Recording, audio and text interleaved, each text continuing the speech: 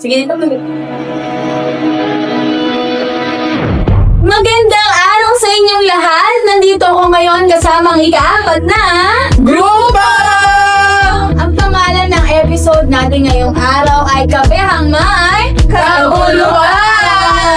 Pag-aaralan natin o pag-uusapan natin at babalikan ang wikang kasaysayan ng Pilipinas. So, kaya samahan nyo kami hanggang dulo at tayo'y matuto!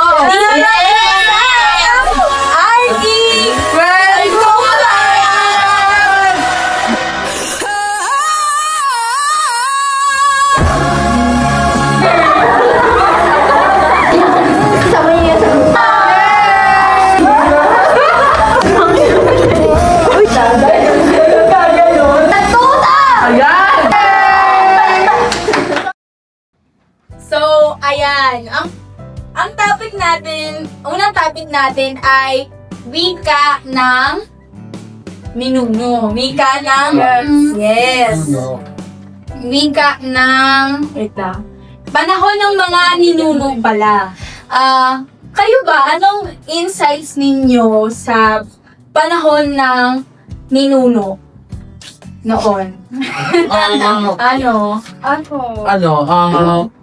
Bago dumating yung Spanish, mga Kastila. oo, ang totoong talaga natin panulat ay baybayin.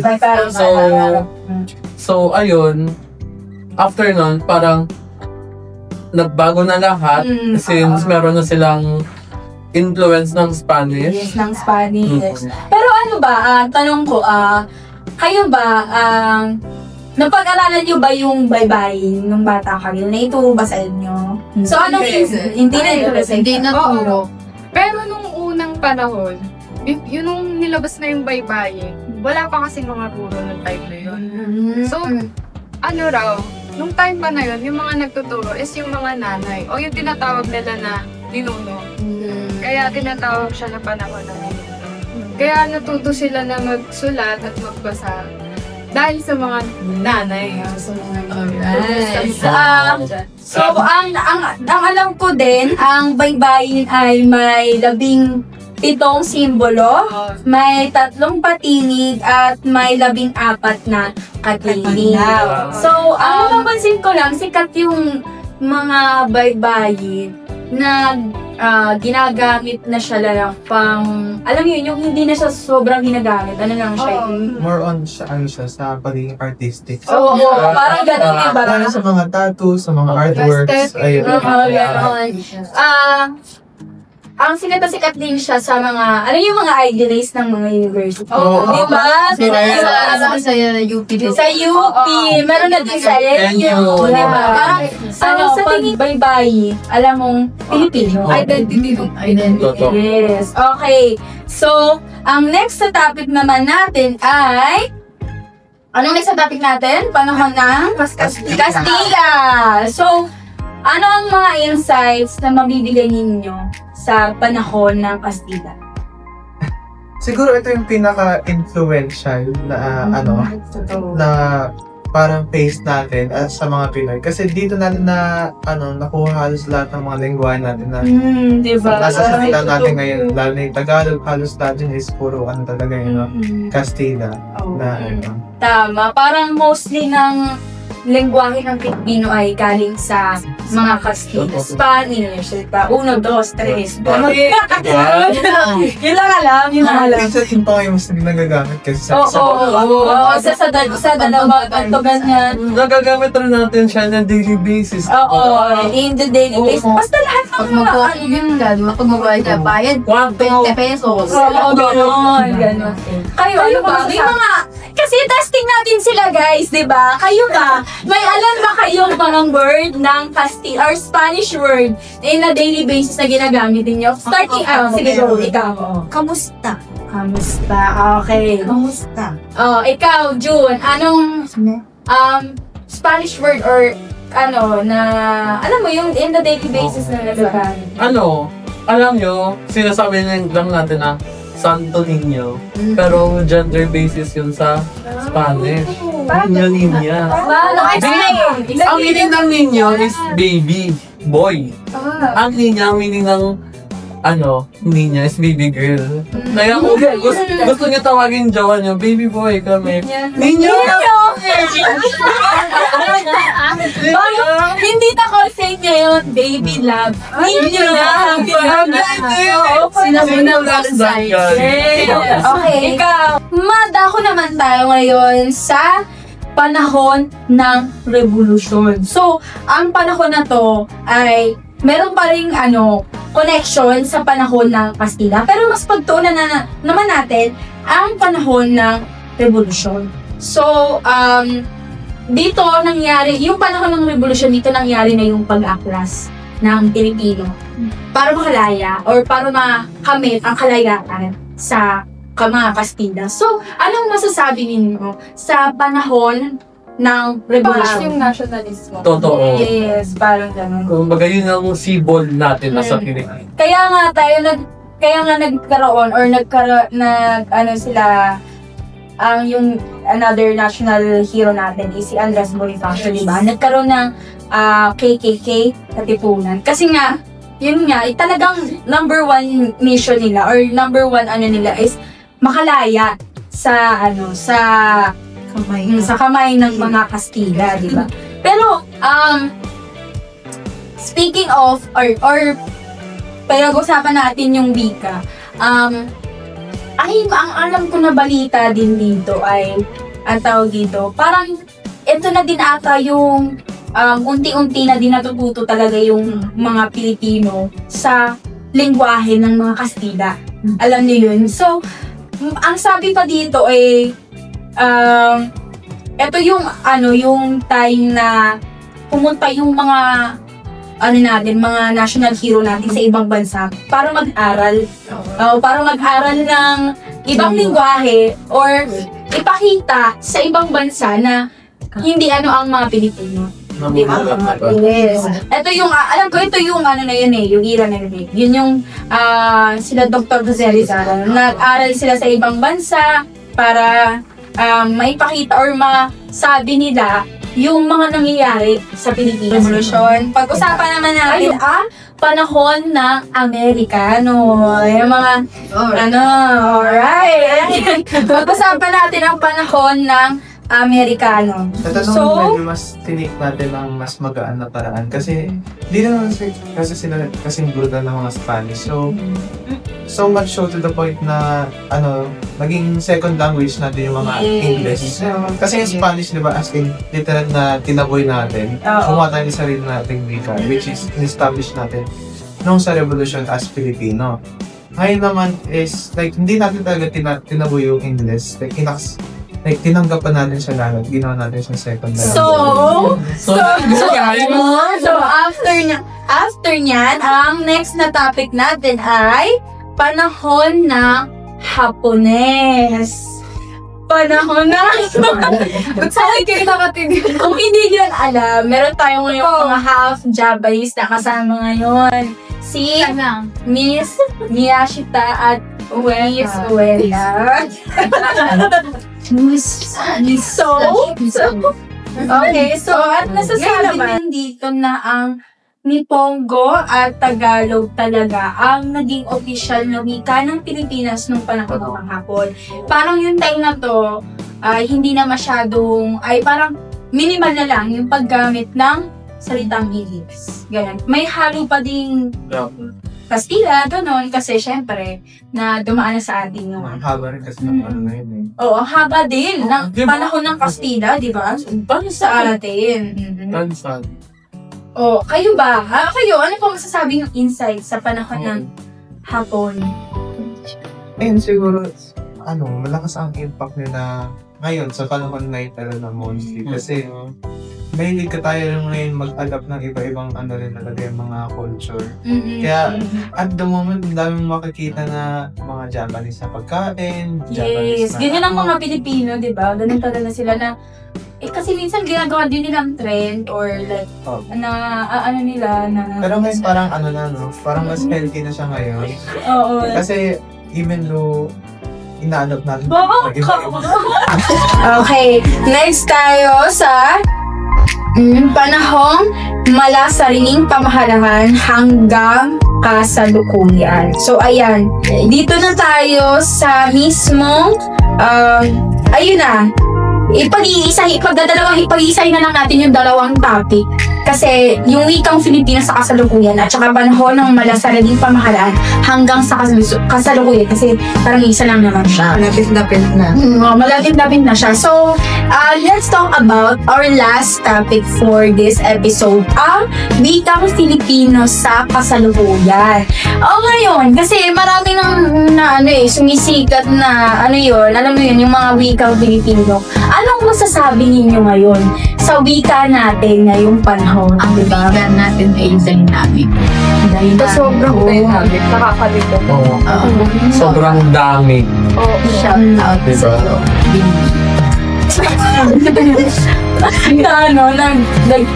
Nagka-clash na yung Ang dami mga... nang nangyayari. May nauso ng mga slang words, mga Becky. At kimulat ba yung sa mga Becky linggo?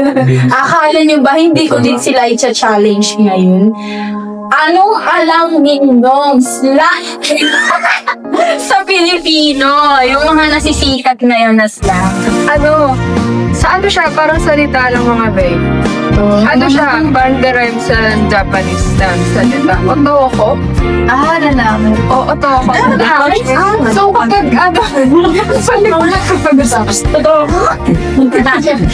Parang ganon. Basta word ng basta i-describe ko. Lalaman din. Actually, marami pang iba na Japanese na derive. Tapos ginagamit nila yun. Dito sa sa Pilipinas. Oo. As lang. Pero, Hindi kasi, kaya nagkaroon din ng gano'n. Nagkaroon ng gano'n. Ang tanggalin, overlap dun sa language ng dalawang yun. Kasi, nauso dati yung tinatawag na promotion. Alam niyo yun? Yung parang panahon ata ni before maging president si Gloria Arroyo. Yung panahon na yung usong-uso yung promotion, yung pinapadala ng agency yung mga talent ng mga Filipino, mga Becky, sa Japan para doon mantrabaho. So, nung naging nakaupo na si Arroyo, tinanggal nila yung promotion, nawala yun. Nagsibalikan yung mga Pilipino dati na nasa Japan. Na-adapt na nila. na-adapt na nila. Na yung words. So, kahit na, alam yun, kahit na hindi pa maano yung mga ganong word sa nung panahon ng mga Hapon, may word pa, may pa rin talaga, mga recently na words talagang na-adapt rin ng mga Pilipino. At yun nga, ginagamit natin na daily basis. Yung ginagamit ng ating mga beshies dan, di ba? Marites! Imagine na, ang meaning ng Marites. Oo. So daw, Parang siya, short term siya na Mare, ang latest? yun? Oo, Marites. Yes, ang galing. Akala ko, pangalan na siya. Hindi. Ganun siya. Ano pang mga alam niyong slang? May sumisikat ngayon eh. Yung dito, yung mga salitang geng-geng daw. Yung mga salitang sa akin. Hindi ka tatagos sa akin sa hindi ka sa pagkatanong ka. Ganon, sila. Alam ko yun kasi nasisikat sa TikTok, nasisikat sa FB na napapanood ko. Tapos meron pa yung si Sophie Prime. Marami din. Yung ba yung may patis? Marami siyang marami Kaya interesting though. na na-adapt na nung Gen Z. Tapos dun mas naging complex yung pananalita ng Gen Z. Kasi dahil sa mga in-invent niya na salita. So, ayun din. So, dito na din na talagang meron na tayong may pambansang wika lang talaga tayo na tinatawag natin Filipino. Gets niyo ba yun? So, dito na talagang yung era na to, ayun na yung parang pumatak na meron na tayong sariling wika natin. Ayun nga, kayo ba? Anong masasabi niyo sa wika natin ngayon pa? Kumbaga, for me it goes out of hand. Kasi pag pumunta ka ng Norte, iba na yung language nila. Pumunta ka ng South, East, Bicol. Iba ng language nila. Ikaw, anong Tawag doon dialekto. Ganito kasi yan. Kasi, siyempre, sa panahon natin, pambansang wika natin Filipino. So, tatlo kasi may pagkakaiba. Nalilito kasi sa panahon hanggang ngayon sa Filipino, tsaka Tagalog. Yung Filipino kasi, yun yung tawag sa ating mga tao. Yes. Tayo ay Filipino. Letter B. Nationality. Yes.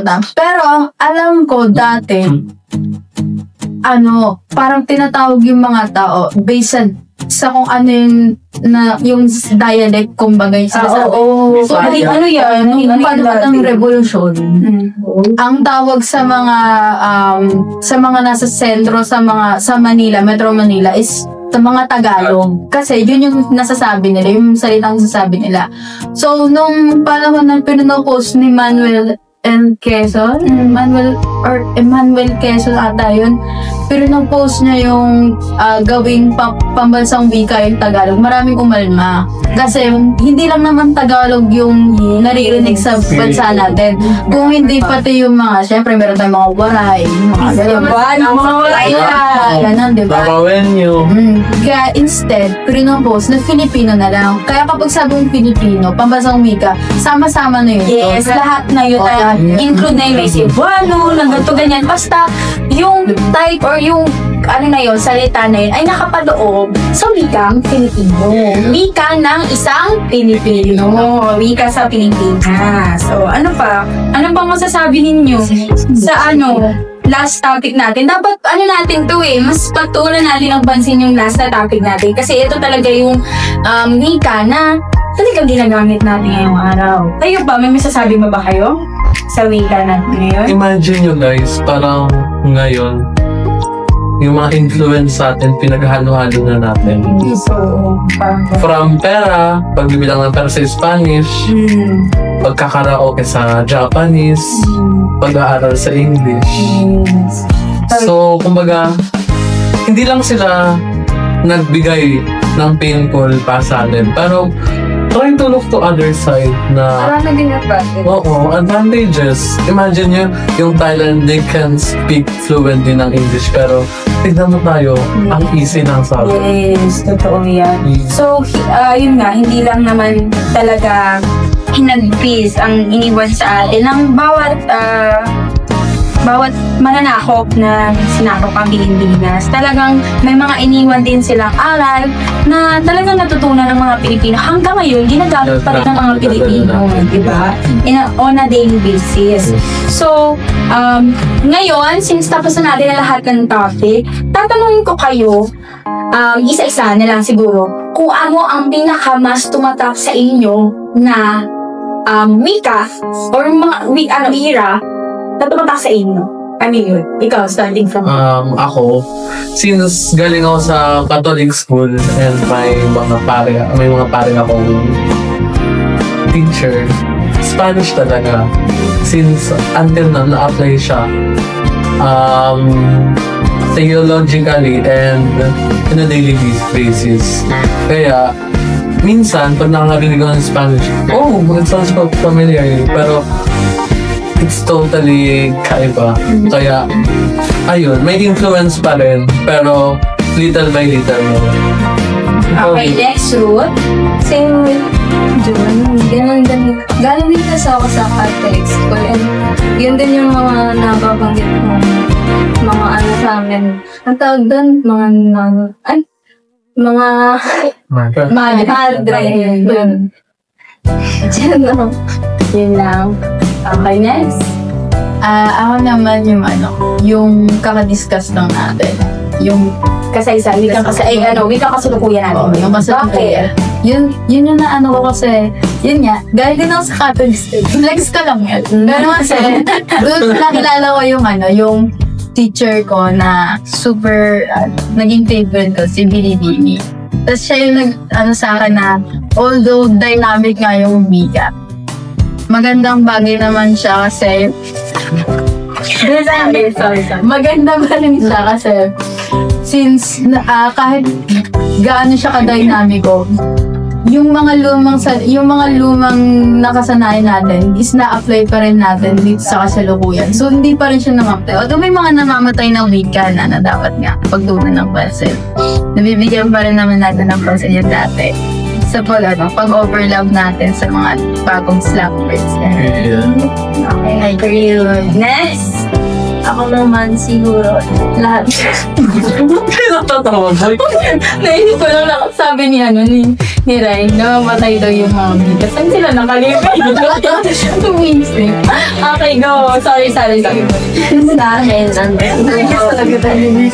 siguro lahat ng kira. Parang, kasi marami din tayo natutunan dahil sa bagsak. Okay. Next. Yung pinaka-tumatak sa akin is yung hero ng mga kastida. Kasi parang yun na yung pinaka-pinpoint nung natin, unity natin as Filipinos. Tapos parang yun na yung, kumbaga bookmark. Kasi sabi kong bookmark, sa pagbabalakas ng nationalism natin or pagkakaroon natin ng identity. Kaya, maraming mga nangyari na hindi maganda. Nakapagbigay sila ng sa atin, parang open door sa mga opportunities. Kahit na malala nga, yung parang, pero doon natin nakinaan na yung Pilipino talaga ay may talento talaga or may katalino talaga. Okay, next man. Sa akin naman sa akin naman sa Amerikano.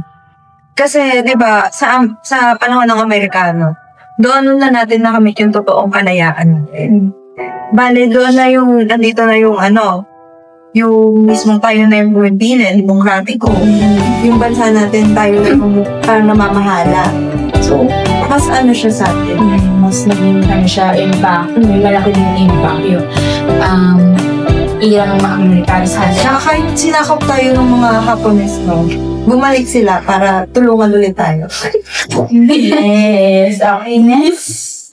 Sa akin, kaya lang din na tayo Amerikano. Lalo na nung simulang bata pa lang is nag-aaral na ako sa international schools. Wow, yeah. Bukod doon, gaya ng sinabi ni Miss Miyashita na kasi sa age ng mga Spanish is na doon natin napatunayan na may kakayahan tayo. Tapos dito natin sa age ng mga Amerikano, parang napalawag natin lalo yung kakayahan natin. Parang doon kasi nagbukas ng mga opportunity sa edukasyon, lumaki lalo yung pagiging natin, interact sa mga iba't ibang bansa. So, yun sa akin naman, ang mas siguro pinaka-tumatak para sa akin, siguro yung panmanumano formula. Kasi, hindi lang sa parang iniisip ko kung ano yung magiging lingwahe ng Pilipinas kung hindi tayo sinakop. Alam niyo yun? Diba? Pero, What if? What if, diba? Parang, ngayon to siya na, ano kayang pwedeng lengguwahe or talagang baybayin na rin pa sinusunod natin, diba? Pero, as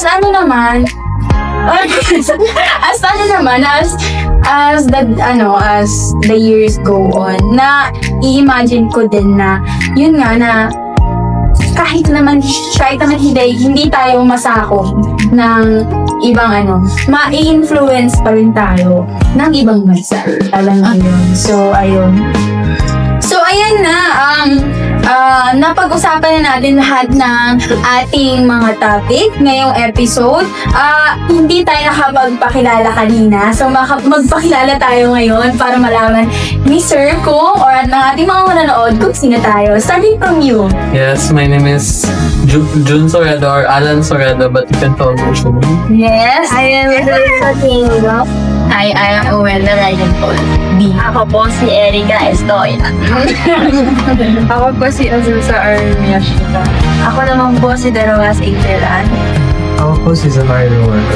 At ako naman po si Denise Magari. Wait lang. So, ayan. Sana meron po kayong natutunan sa episode ngayong araw. At sana may naiwan magmaming magandang aral sa inyo. So, kita-kits ulit sa susunod na if normal. Ito ang RT Kwentuhan!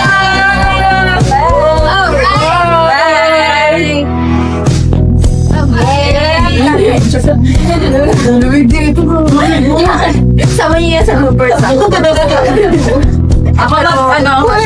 ako mag-ano, ako mag-edit. Guys. Okay naman yun. Uy, gagi, isang oras mo.